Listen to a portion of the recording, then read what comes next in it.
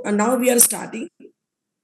Good evening and welcome to all the postgraduate students of Jharkhand Ophthalmological Society. And we are organizing today the PG webinar on retina. The speaker is very eminent vitreoretina surgeon, Dr. Archana Kumari. She is a senior vitreoretina consultant in Manipal Medica Hospital, as well as she runs the retina department of her own hospital. Shadai Hospital. And you will learn a lot. So over to Dr. Archana.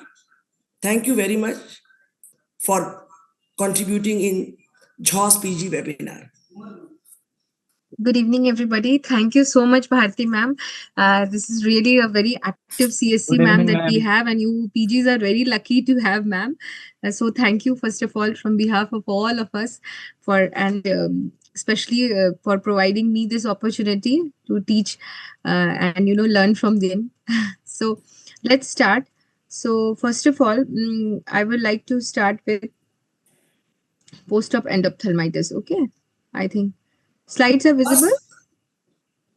No, angiography, fundus fluorescein angiography. अच्छा पहले angiography शुरू करें ma'am.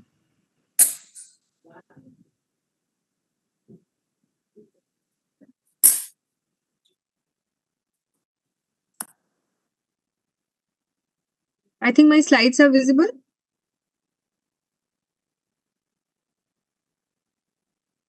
Yes, ma'am. Okay.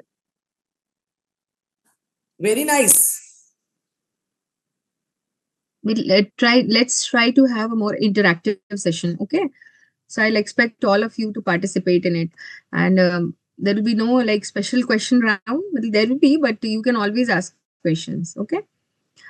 So to start with, what is fundus fluorescent angiography? See, first of all, we should know the concept of what is fluorescent.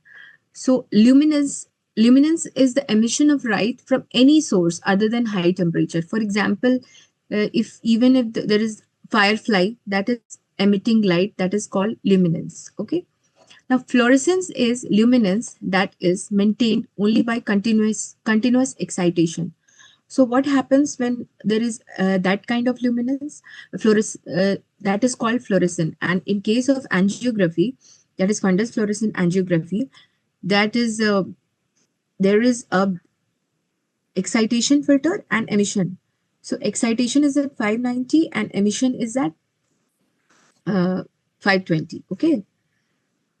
So when we apart from fluorescent, luminance and fluorescent, there is pseudofluorescence. Pseudofluorescence occurs when there is no non-fluorescent light can pass through the entire filter system. That is both through the exciter as well as the barrier. So what is the importance of pseudofluorescence? That we'll see in the next slide. So any one of you can just tell me that what is this? Please come up. और गलती करने का कोई मतलब ये नहीं है. You can always, you are in that time that you can do error. Yes, sir. No issues. Anyone from the PGs or the optoms? CSR. No, you see, beta, this is disc का margin जो है. First of all, whenever you are interpreting any photograph now with a colored photograph, the backdrop should be there in our mind. So this colored photograph shows that the disc margins are blurred, right? So it can be either in disc edema or there can be any other entity. Why I have put this is because of to explain pseudofluorescence. Abhi right ka photograph, if you will see, then you will see that disc hyperfluorescent ho raha hai. This is actually a case of optic nerve drusen. And can anyone tell me that right side photograph is which type of photograph? It is a white and black photograph, gray photograph, just a gray photograph. Anyone can tell? Come on, don't shy up. किसने answer किया था इसके पहले? This is autofluorescence. Okay, this is autofluorescence because the vessels are black. You can make that out. Is very characteristic. Okay, so autofluorescence is there are fluorophores, which is like in case of optic nerve head drusen or astrocytic hemorrhage. Start the injection and the timer is turned on. you can start taking the photograph. And if you, in that way, you even know that by the time the dye appears, you know what is the exact time that when the injection was put. So, and 8 seconds after the fluorescent, you can switch to the fundus fluorescent angiography and start getting pictures. Okay. So I expect it to be more interactive, please. So this is an 8-year-old boy. Okay, this is a fundus photograph of left eye, in which right eye he was having already a white pupillary reflex, and this is a fundus photograph wide angle of left eye, and this is the angiograph of left eye. So any guesses? Come on, Pragya, are you there? Dr. Pragya, Yes, ma'am. what is this? Retinoblastoma. And just tell me the fundus picture. That is a good observation. It can be, but seeing the fundus fluorescent angiography, what do you see? Just tell me the finding. How are the vessels? The end of the vessels, how do you see? You see dilated tortuous vessels, right? There are aneurysms. These are dilated vessels are aneurysms. So this is actually a case of Coates disease, in which when there is a hard exudate, we are not able to figure out कि इसके नीचे vessels किस form में. But see the beauty of fundus fluorescent angiography, we are able to see the vessels, and those vessels are showing aneurysm. It could be anything, like you said, retinoblastoma. Only if we see the fundus picture. But if we see the fundus fluorescent angiography gives us a clear idea that there is dilatation of the arteries, and these aneurysms are very much these macro aneurysms in the periphery are with one white reflex. This goes very much to the diagnosis of Coates disease. Very nice. Thank you, Pragya, for participating. And this still, come on, this is a it looks like a chorioretinal scar in the periphery, and just to rule out that there is any activity or any peripheral, you can see in the right. Is my marker visible to all of you? Yes, ma'am. So this area, inferotemporally, what is there? Can you figure out?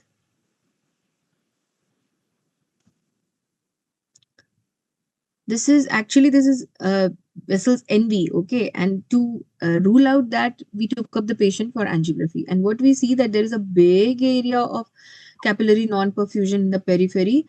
And you can see there are many NVEs which are leaking. We'll talk about it in detail, but just, to keep you up, I have tried. Now, what is most important thing is fluorescent angiography is that, first of all, whenever you decide a patient to take up for fundus fluorescent angiography, you should have in your mind that what is your plan. Now, the plan is decided by what is your differential diagnosis. So, whenever आपने देखा एक fundus fluorescent, so either you're doing it for the posterior pole या फिर for the wide field or ultra wide field. For example, जो case CSCR का है supposedly, we want to see the optic disc or the macula, then we can do just posterior 30 to 50 degree. But if we want to have a view of the wide field, so that is very typical of like if there is a vaso-occlusive disorder, जैसे हमने अभी Coates में देखा, तो we want to see the periphery. So for that we will prefer wide field. So, but there is exception of diabetic retinopathy. Why? Anyone of you can tell why we have to see both the posterior pole as well as we should have a wide field view?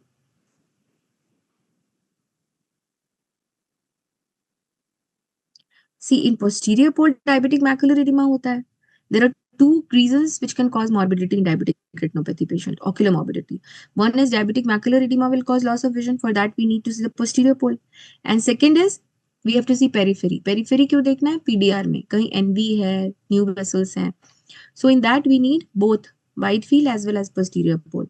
So when as a retina specialist or per se an ophthalmologist, we are ordering a fluorescent angiography, until unless it is happening under our observation, we are supposed to write if it is in the posterior fold is important or the wide field view. Next important thing is unilateral or bilateral. See, any angiography is done bilaterally. But when we write unilateral, bilateral, what we are trying to say is that if any special eye has to be given importance, right eye, supposedly we have a CSR in right eye. We want to take films of left eye. But हमें right eye का leakage देखना है. कहाँ से leak हुआ है?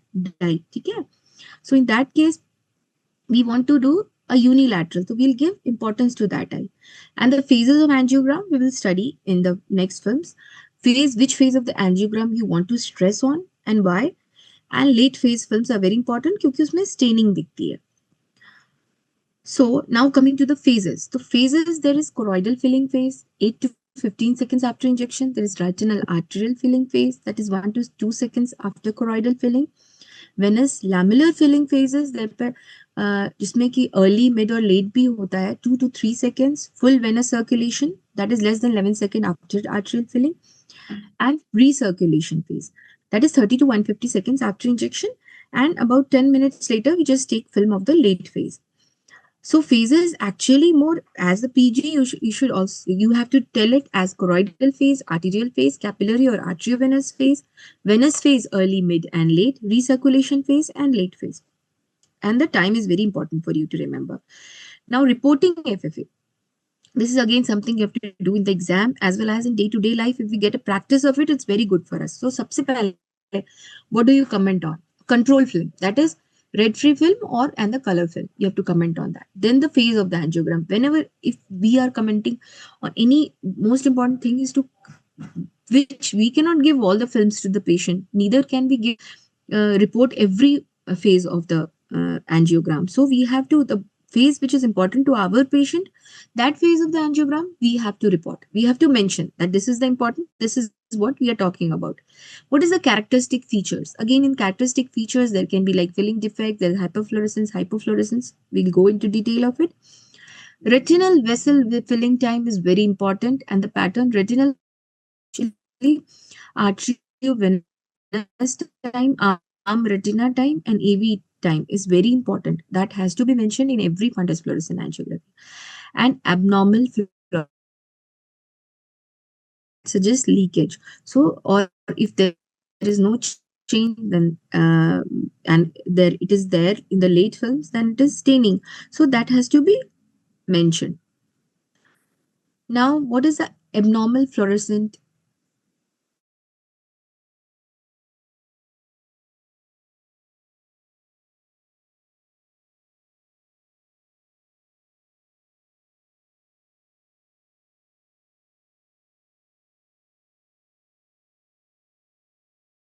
जो कि एंटीरियर या फिर कुछ एंटीरियर सेगमेंट में है, जिसकी वजह से the exciting light is not able to come, okay, into the eye. तो anterior segment में there is something, or in the vitreous, for example, vitreous hemorrhage है, कहीं एक clump of vitreous hemorrhage है, या vitreous cyst है, it is causing a blocked fluorescence, या फिर inner retinal blocked fluorescence is there at the level of retina. And second blocked fluorescence can be at choroidal material. So choroidal material again, it will be deep subretinal or subretinal. Because if there is something deep retinal or subretinal, it will mask the choroidal fluorescence. And hypofluorescence apart from blocked can be vascular filling defect. Vascular filling defect is what? It is like blood is not flowing through it. So if the blood is not going, fluorescence will not be there. So sabse pehle, it is retinal. If that is maybe artery is not filling, vein is not filling, there is vein occlusion, there is capillary bed non-perfusion, or the combination of all. Next is disc vascular filling defect. This is very important, especially, when you're in clinic, all of us are working and we see ki NAION hai, we say non-arthritic ischemic optic neuropathy is there, or it is just a papillopathy. In those cases, it is very important. And finally, there is a vascular filling defect at the choroidal level, which can be physiological.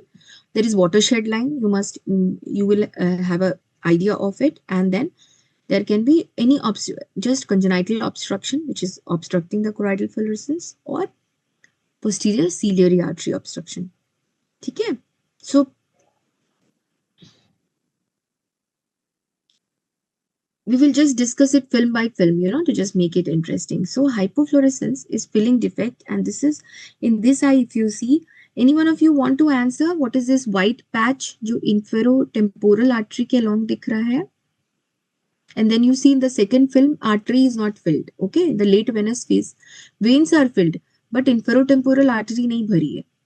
And in that area, you can see there is a white, here there is a white plug-like thing. This is actually a branch retinal artery occlusion. Okay, and this thing is white thing is edema. It is a edema of the retina because of occlusion, which is causing some hypofluorescence, which is blocked hypofluorescence due to edema.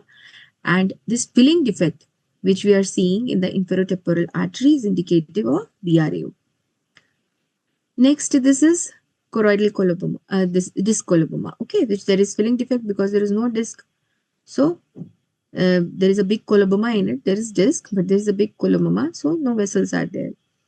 So the aim is to find the anatomical location of various abnormalities, because even we can make out if it is pre-retinal, retinal, subretinal, the quality and quantity of abnormal fluorescence and other unique characteristics. So this is a very characteristic picture I wanted to share. This is blocked hyperfluorescence, but the beauty of angiogram is that it tell you that this blocked fluorescence is at which level. So to anterior most is, that is pre-retinal, that is subhyaloid hemorrhage, okay? This one is sub-ILM hemorrhage, okay? And this one is nerve fiber layer hemorrhage. This is this is nerve fiber layer hemorrhage. It is following the spindle line. And so this helps us to find even the level of the hemorrhages, okay? Similarly, this hyperfluorescence is blocked hyperfluorescence. And this is subretinal. Why? Because the retinal vessels can be very well seen in the fluorescent angiography, and the blocked fluorescence is below the retinal vessels. And this is a very characteristic case of angioid streaks, okay? And here again, we could find out that this is subretinal hemorrhage, as we can see in this schematic diagram of the OCT. Next is this nerve fiber layer hemorrhage. So this is a case of branch retinal vein occlusion, but what most importantly I wanted to show, there is dilated tortuous vessels. You can figure out in the fundus fluorescent angiography of that tributary which is blocked, but at the same time there is blocked fluorescence because of these nerve fiber layer hemorrhage, which is showing specific spindle shaped along the nerve fiber. So, and this one is this is a chirp, you know, this is RPE hypertrophy, which you can make out in this picture of a schematic OCT diagram. There is hypertrophy of RPE, and that is causing blocking the fluorescence of the choroid. But as the vessels of the retina is above it, the retinal vessels fluorescence can be clearly seen. Now, if we go again to differentiate, then definitely clinical we do have an idea, and then this here, it makes it easier. You see, this is actually a choroidal nevus, okay? So this nevus is showing the retinal vessels as well as some of choroidal hyperfluorescence, okay? It's not totally masked. So this is choroidal nevus, and here, see 42 seconds, we are seeing there are few vessels, arteries which are filled, and veins are not at all filled. So anyone from our PGs or the optometrist who can tell what is the diagnosis of this case? In which case the arteries will not fill in the eye. Delayed filling will happen. That is central retinal artery occlusion. Okay. So in central retinal artery occlusion, there is even till 42 seconds, there is no filling of the arteries. And it is very delayed. The AV filling is also very delayed in these cases. So there is filling defect. Why? Because of this edema. This posterior pole, that whitish what you are seeing is the retinal edema. That is causing a blocked fluorescence, and the filling defect is because of central retinal artery occlusion. So both the blocked fluorescence and filling defect is here. Now this is a case of a inferotemporal branch retinal vein occlusion. What we see here is there is very severe ischemia. Again, there is this cotton wool spots like things, retinal edema, which is causing blocked fluorescence, but there is total wipeout. Wipeout means the vessels, choroidal fluorescence absence, the retinal vessels are also not filled up, and there is NV, new vessels also, which is causing leakage. And definitely we can figure out there's some collaterals here, you know, which is trying to run up and form collateral from the upper circulation, from the upper arcade. Now, new vessels versus collaterals is something which is very confusing, but should be always kept in mind. Collaterals are always tortuous. New vessels are also always tortuous. Anatomically, the difference is that collaterals is at the level of retina, and new vessels is above the retina, that is in the vitreous. Now, in fundus fluorescent angiography, Very evident from this fundus fluorescent angiography, the collaterals are between arteries and veins always, okay? So these are always, they try to cross the line, means the line where the arteries and the collaterals are trying to make between the vessels. But the new vessels, and they don't leak usually, but the new vessels, they leak, okay? As is this bunch of new vessels. And this is, what is this? This is again a case of branch retinal vein occlusion, which is decompensating with many collaterals, okay? But quite number of capillary non-perfusion area. Similarly, this is also a patient with capillary non-perfusion, okay? But what is this in the right, in the left picture is a large vase, that is foveal avascular zone. And foveal avascular zone, the peak phase to find foveal circulation is around 25 seconds. That is when the capillaries at the fovea is filled. If we get a delayed film, there will be leakage in this. A film after 25-30 seconds, there will be leakage. So we will not be able to figure out fast. So the peak phase is this, where we can find fast. And we see in both these films, right as well left, the fast is enlarged and is continuous with the capillary non-perfusion area. So first we have read about the hypofluorescence. Now abnormal fluorescence in the form of hyperfluorescence. Hyperfluorescence can be pre-injection fluorescence, early vascular fluorescence, or it can be late fluorescence, that is leakage. So if there is pre-injection fluorescence, autofluorescence, or pseudofluorescence, as we have discussed, if there is early vascular hyperfluorescence, it can be retinal. Retinal hyperfluorescence will be because of tortuosity and dilatation, or there is anastomosis, there is new vessels that we have discussed, like in DR, diabetic retinopathy, PDR. There can be aneurysms which happen in, like we saw in coats. There can be telangiectasia, like in Mactel, tumor vessels. But the choroidal circulation, hyperfluorescence is there if there is a pigment epithelium window defect, means something which allows more of the light of the choroidal fluorescence to be visible. So this will be, if there is atrophy. जो choroid के ऊपर जो layer है, which is masking the fluorescence, is retinal pigment epithelium. So if there is atrophy here or congenital reduction, there will be hyperfluorescence. And next is abnormal vessels, subretinal neovascularization, inflammation of the or the tumor vessels. And the late leakage usually can occur in the vitreous. That will be due to new vessels, inflammation, tumors at level of disc. That is again in the case of disc edema, in case of NVDs. Retinal, it is in the case it can occur with cystoid macular edema, non-cystoid macular edema, and in choroid there can be pooling and staining. We will discuss about these. But this is, there is leakage in the first film. It forms a smokestack in second film, and the third film, the entire, there is pooling. Okay. So this is a case of CSCR, in which has a there are two patterns of leakage in case of CSCR, and first pattern is smokestack pattern, which we see here, and the second is here. This is the ink blot pattern.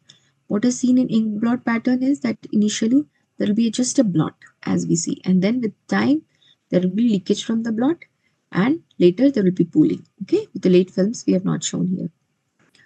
So the point is that whenever there is leakage, this kind with pooling later on, we have to know that there is a big subretinal space where the pooling is happening. So the diagnosis helps us to find the leakage point as well as diagnose the case. Transmitted hyperfluorescence, that is window defect, which we were talking about earlier. So this is here, there is window defect. So there is hyperfluorescence, and this causes staining in the late film. Okay. And this is a case of ERM. In ERM, what happens? You will see that in macula, there is many tortuous vessels. Okay. These vessels are actually not tortuous because of any vein occlusion. They are so because here we have to relate with the color film. In color film, we see that in color film, there is a epiretinal membrane. There is something which is causing, pucker in the macula, and that is causing tortuosity of the vessels. And it is very, if we see in the late films, there is bit of leakage also happens because of the increase in the thickness of the choroid. Now, this is a very typical case where there's abundant of NVD along the arcades, NV along the arcades, and with NVD, and this is a late film that shows leakage. Now, just for understanding and for remembering, just we will let's have a revision. So, number one is blocked fluorescence, which is seen in these hemorrhages. Okay. Number two is this CNP area, that's capillary non-perfusion. You see this vessel, you can see this vessel, you can see, but in between, there is no capillaries. So this is capillary non-perfusion, and these are actually a guide for us, in cases of NV to, if we do FFA guided lasers, they are a very important guide and prevents damaging of those vessels which are still allowing blood into it. So the third one is macroaneurysm. Okay. Fourth one is NV because it is leaking new vessels. Fifth is IRMA. Now, IRMA is something very important. IRMA and NV, the difference is clinically they appear same in colored fundus photograph, but later on we find that IRMAs don't leak unlike new vessels. Okay. And then sixth is venous bleeding, which is very prominent in this picture. In several vessels, there is venous veins, there is venous bleeding. Now, this is something which is very characteristic. This is a case of CNVM. You can see there is a membrane in colored fundus picture. You can see there is a greenish membrane with subretinal hemorrhage. And when we see in the early venous phase, we see there is lacy pattern of filling of that membrane, that lesion. Okay. And later there is leakage with blocked fluorescence centrally. That is because of subretinal hemorrhage. This is very characteristic of CNVM. Okay. And now this is a very, you see that in OCT, this is a subretinal CNVM. Okay, that is type 1. Similarly, this is also type 1, but here there is very clear pattern of vessels can be seen. And similarly, when there is colloid, there is early venous phase, we can see these vessels, but late phase, there is leakage. Okay. So these are CNVM. This is also another picture of CNVM. This is very typical of occult CNVM because you will not see a very typical lacy pattern. This is called stippled pattern of filling of the membrane, and later there is leakage. There is another fluorescence in which there is disc edema and there is vessels in the disc. Okay, so this is many times it clinically appears like new vessels. Okay, disc NVD, but when we do the angiography, we see that the disc margins are blurred, and this if there is new vessels, that is very erratic. But you see here, the vessels are just the capillaries of the disc, which is very prominent, and later on they leak because of edema. Wherever there is edema, there will be leakage. Okay, so never get confused in these cases with NVD. Okay, this is not NVD. And again, this is a very typical case. You will get a film of it definitely in your exams. So this is a case of macular edema. Okay, this fundus picture is not very clear, but clinically you can see that there is a, you can see edema, FR is blurred, and you see pocket-like things, even clinically you can figure out many times. So when we see this, peak phase, the peak phase is when the foveal vasculature, that is very well seen. So at 25 to 30 seconds, in that time, this peak phase, we are seeing that there is just dot leaks. Okay, but with time, a petalloid pattern is formed with something more very important.